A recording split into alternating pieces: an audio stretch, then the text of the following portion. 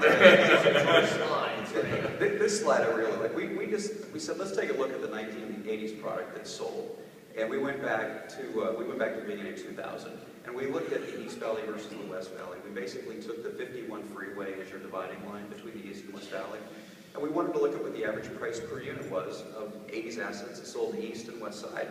And if you look at where we're at 2013 and 2012, the spread between 80s assets on a price per unit basis is larger now than it's ever been by a long shot. Certainly, the EQR sales, all of those for the most part, in fact, I think they're all on the east side. Those were good quality assets. So we may be, that East Valley 80s price per unit number may be skewed a little bit. But in general, there's enough sample size in there to show that the spread in pricing, East versus West, B quality assets, is wider now than it's ever been. And with that, I would suggest there is certainly opportunity on the West side now that we're starting to see rents start to make their move. The West side rents in 80s product are effectively what East side rents were 2.5 to 3 years ago. But they're starting to move, and we start to see that movement this year. So are we going to see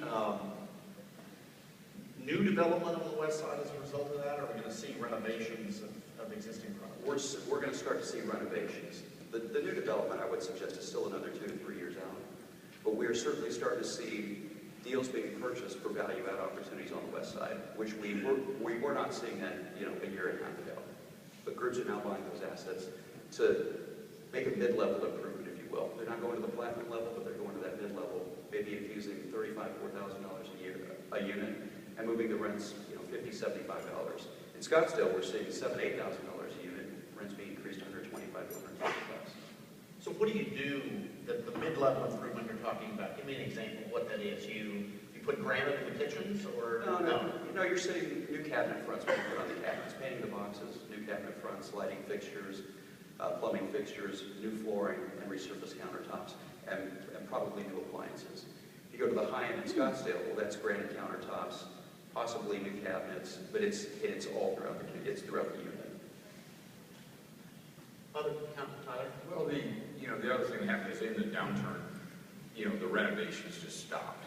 So as the economy has recovered, you then had product that had not had really any upgrades done to it for a couple of years.